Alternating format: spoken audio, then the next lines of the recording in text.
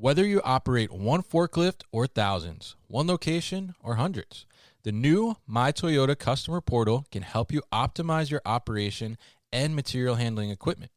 This one-stop, free-to-use platform is designed to help you take control of your information and make smarter decisions, all at the touch of a button.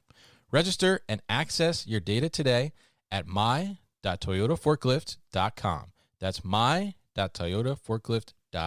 Welcome to the first of a two-part conversation focusing on Stalinked and VDC Research recent study, Making Supply Chain Resilience Work, Keeping Up with Ever-Demanding Warehouse Operations.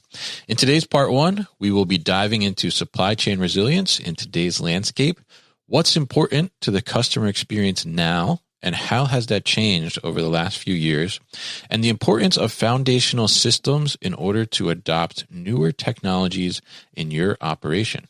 I hope you enjoy these insights and be sure to reach out to let us know your thoughts on the topics discussed.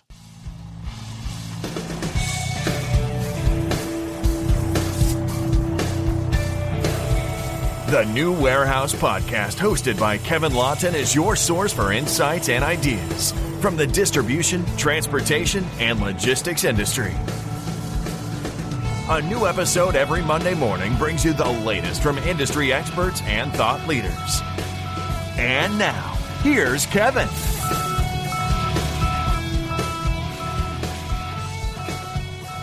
Hey, it's Kevin Lawton with the New Warehouse Podcast here, and I am joined today by Justin Griffith. He is the CTO at Stalinked, and also David Krebs. He is the EVP of Enterprise Mobility and AIDC with the VDC Research Group. And I'm going to be joined by them today because we're going to talk about a recent research study that was conducted by David and the VDC Research Group on behalf of Stalinked.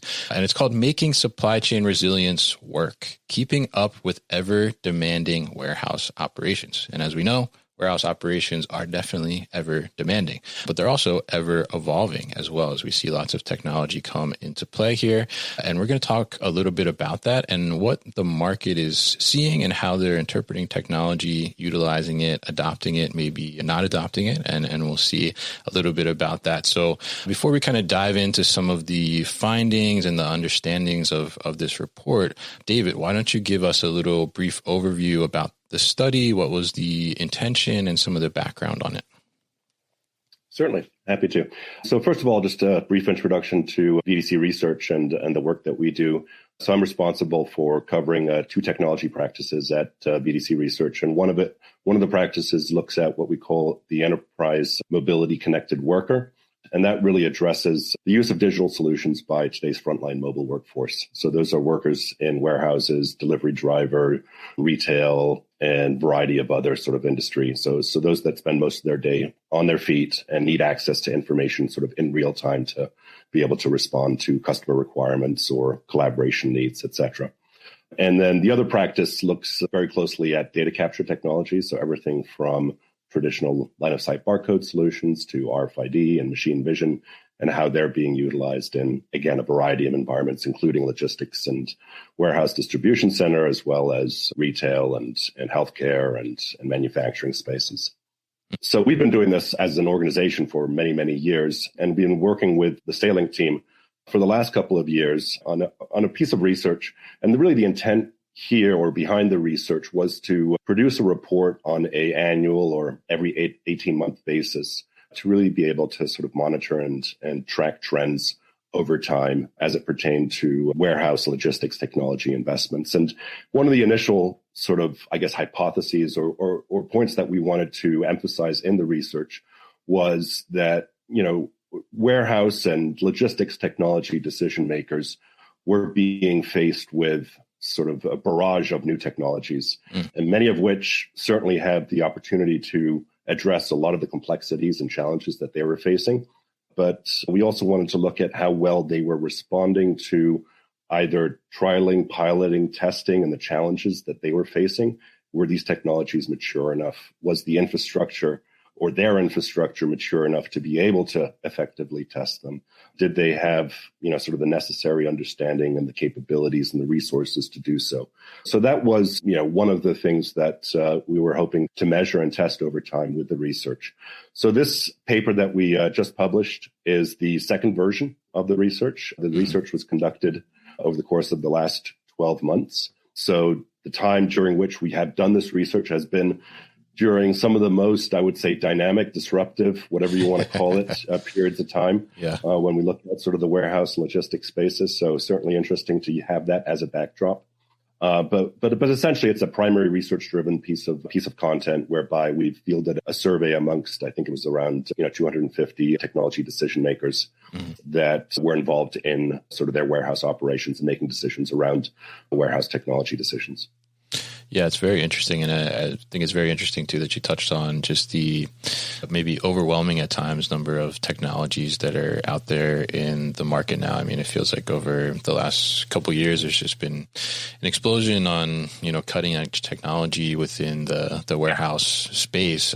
It's been pretty wild. I mean, I think, even if you walked into like a ProMat in 2023, you could be pretty overwhelmed by just seeing the amount of different automation, robotics technology that was all around. So definitely very interesting to see this report and this study to find out where people are at on that spectrum compared to what you actually see out there on display and demos and fancy videos and all those things. So very interesting. So Justin, why don't you give us kind of a little bit of background from the StayLink perspective on, why you kind of went for this report and what it kind of means to you guys?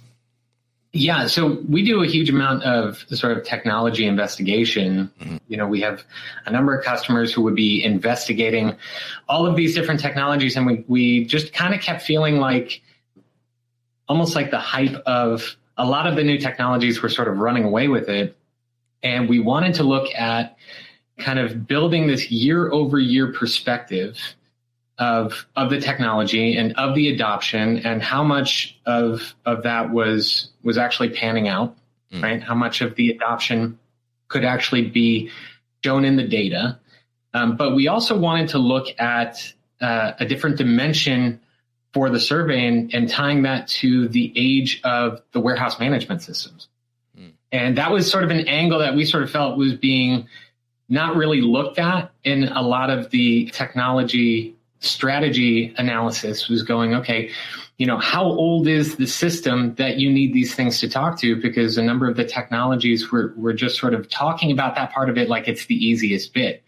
Like, okay, yeah, we've got this great new technology and it's going to have this huge impact on your warehouse and on your operations. And all you got to do is just hook those things up, right? That's all you have to do. Yeah.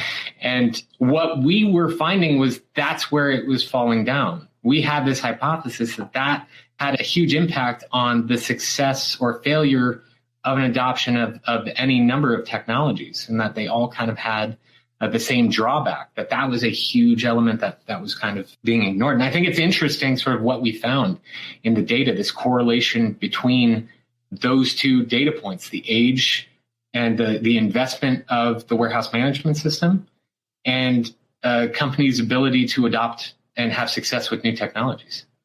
So I think we're on year 2 of this. I think we're going to continue to find that those two affect one another. There's a causal link between those two data points.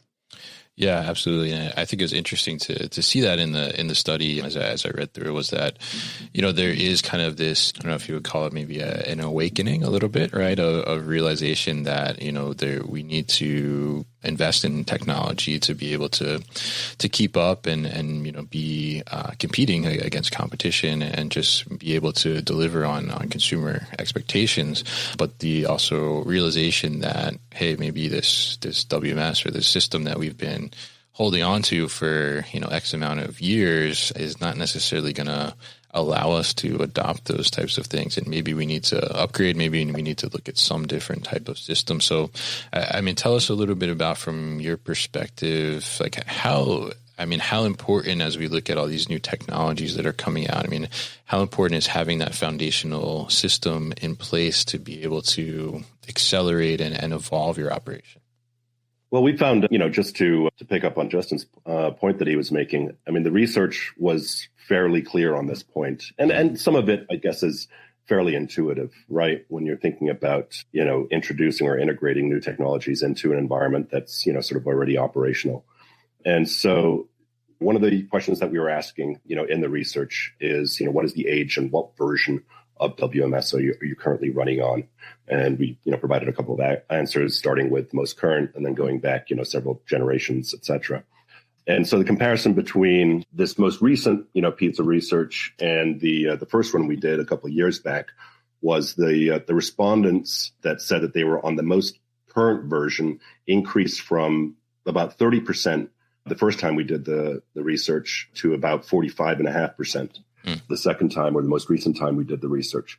So I do want to throw a caveat in here in the sense that while this is a representative sample, it is not the same sample, each time. So we didn't ask the same exact organizations, but we did take a representative sample of organizations. So you can make correlation between the two. So that was a huge jump. And I certainly point to, again, going back to what's transpired over the last 24, 36 months, I think the emphasis on supply chain operations, even the notion of supply chain resilience, which has become a sort of a bit of an in vogue term, has certainly elevated. And I think the investment and maybe e-commerce was at sort of the epicenter of this, at least recently.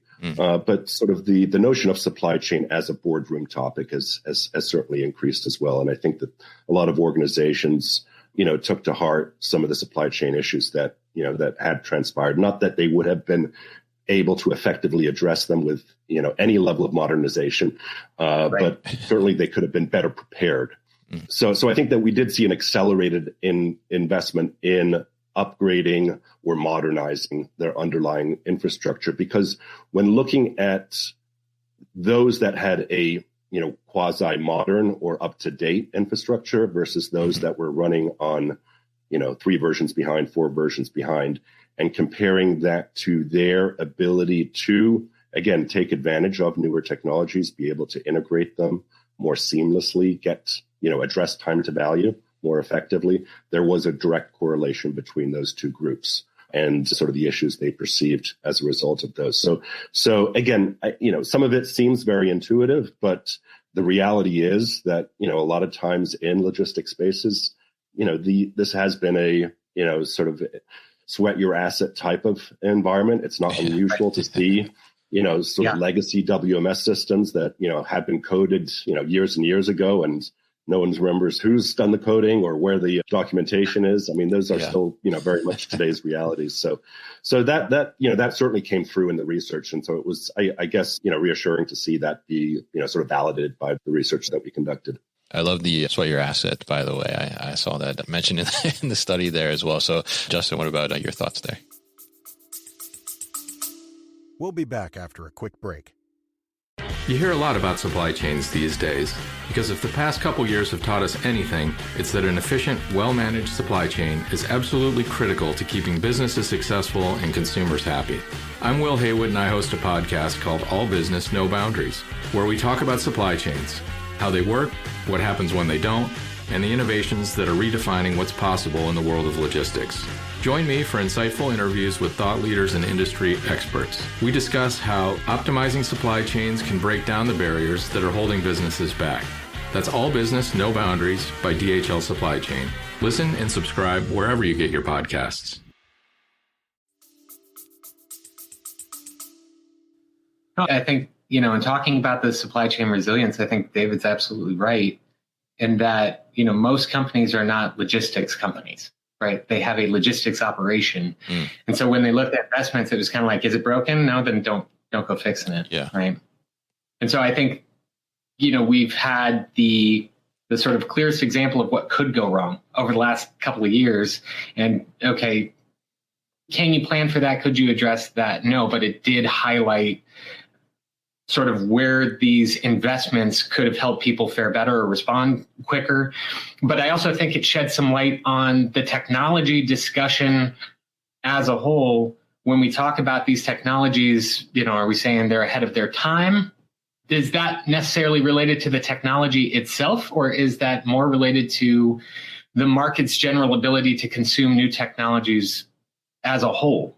So it isn't even about particular technologies being ahead of their time. It's more like the market sort of consumed that this is a necessary piece of the business that we have to invest in if we ever want any hope of getting to automation or RFID or any one of the technologies that we looked at here.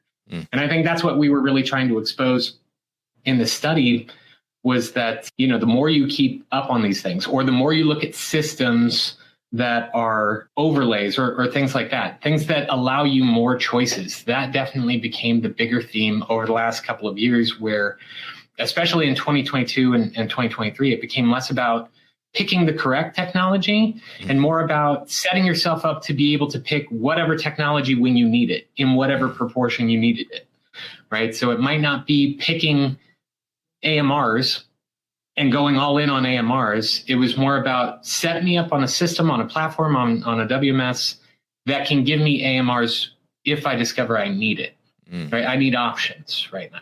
And I think that's what we're seeing play out in a lot of these technologies. There's not kind of one technology to rule them all. And in truth, there never was. There's not going to be some great replacement of, any one particular technology over the other. It looks like it's going to be 10% of this and 15% of that, and sort of this mix of different technologies. But the underlying system is what allows that in the first place. Yeah, absolutely. And I think that's such an interesting way to put it, is being able to, I guess, have that flexibility overall in the long term. And I think that kind of translates so much to what we've seen. And I think it was David mentioned in there about the, kind of e-commerce explosion over the pandemic and things like that, how that really adjusted things for people who were maybe primarily just doing brick and mortar distribution before, and that was their sales channel. They had to figure out how to do things differently. And, there's justifiably a lot of different things that happen in order to do, each pick for e-commerce versus sending out cases or pallets to a retail outlet, right? So, talk to us a little bit about, from the perspective of, higher investment in technology and reassessing companies, their technology foundation, as we're discussing here, with their systems and things like that. How much do you think like e-commerce in a sense is driving that investment versus like regular traditional B2B distribution or potentially other forms of distribution?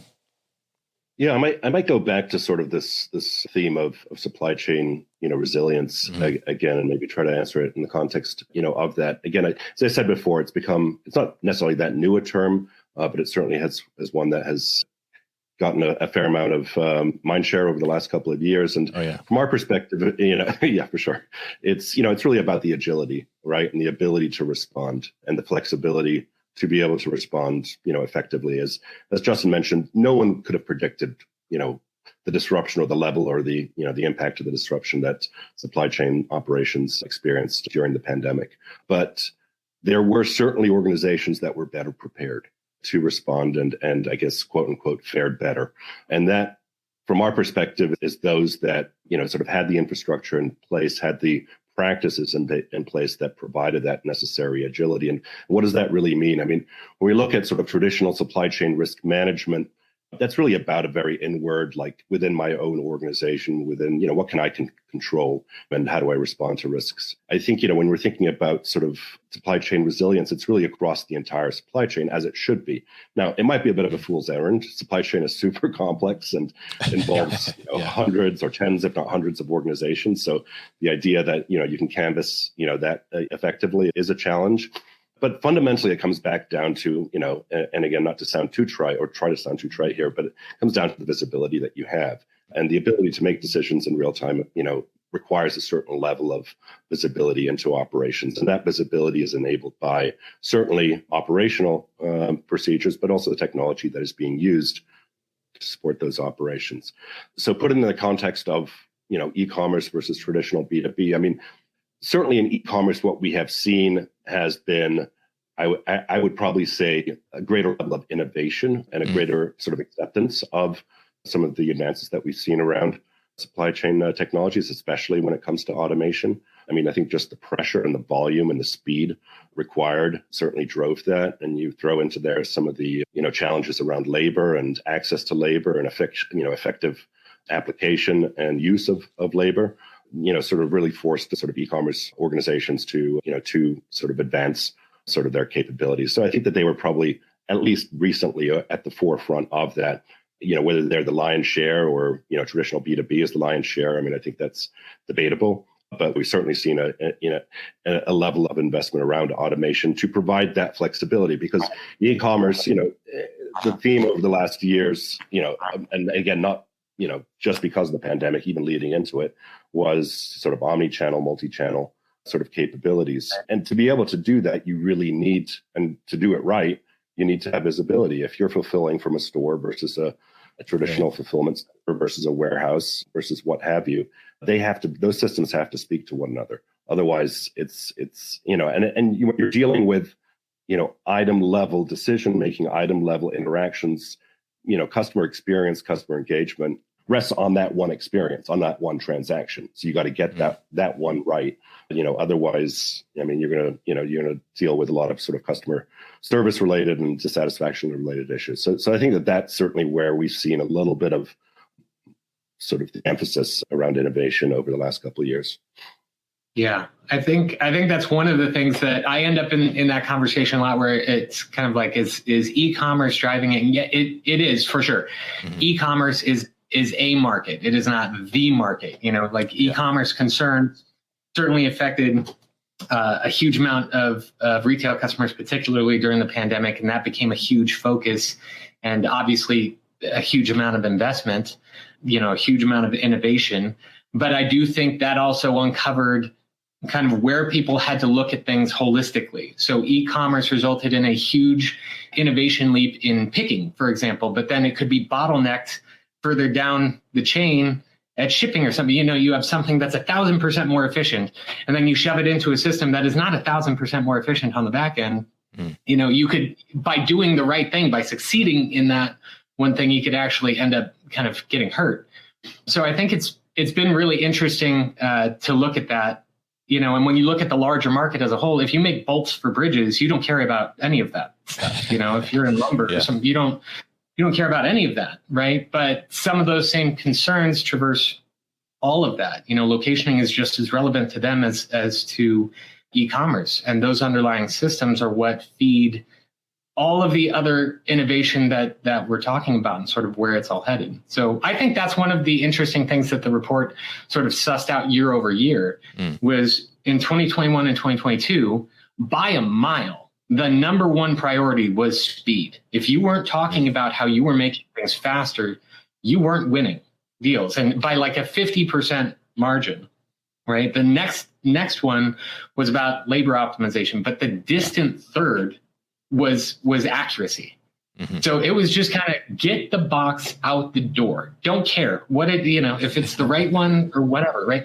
But we can see now in the data, those things sort of pulling even a bit, getting the accuracy almost doubled. The accuracy as a strategic initiative almost doubled. And I think that's speaking to the customer experience. Like David was saying, that's becoming much, much more important. It's not just about getting the box out the door with speed. It's about making sure that the customer has a good experience. And I think it's also interesting that the labor optimization also pulled even with speed, and that it kind of implies people are more conscious of, the holistic supply chain and getting more out of the resources that they have, getting better result from what they have operating in the warehouse today. I thought that was one of the most insightful bits out of the whole report. Yeah, I think that's very interesting to see that trend, because we did certainly see, especially during the pandemic when everybody, was looking to get things on demand, basically. And we saw a lot of companies rise up and say, some stuff, even as crazy as we could deliver in 15 minutes, right? And I think it's interesting to see, even as we look at the market in general, some of those companies, didn't make it pretty much past the pandemic, right? So, it's interesting to see now, like the consumer really wants that, that perfect order, like that's discussed in the study, and, have that accuracy, like you said, and, deliver it at the right time, and, deliver it the way it's supposed to be delivered in the most cost effective way. All those things kind of matter now, which all kind of come together in creating that perfect customer experience, right? So it's very interesting to see that change there and see, how the consumer is maybe pushing back a little bit and saying like, it was nice maybe to have speed, in the past, but like now, like, hey, like you guys got to get this right. Right. So so I think it's very interesting to see that change, as you mentioned there, Justin. But we mentioned in there a couple of times about the labor optimization as well, and I want to dig into that a little bit. So we are going to hold that thought right there, and we will continue the conversation with Justin and David on the next episode of the New Warehouse Podcast. Be sure to tune in as we dive further into the conversation around gaining more productivity from your workforce utilizing technology, and discuss some of the top technologies on the minds of operations decision makers. For more information, head to thenewwarehouse.com and check out the show notes. You've been listening to the New Warehouse Podcast with Kevin Lawton. Subscribe and check us out online at thenewwarehouse.com.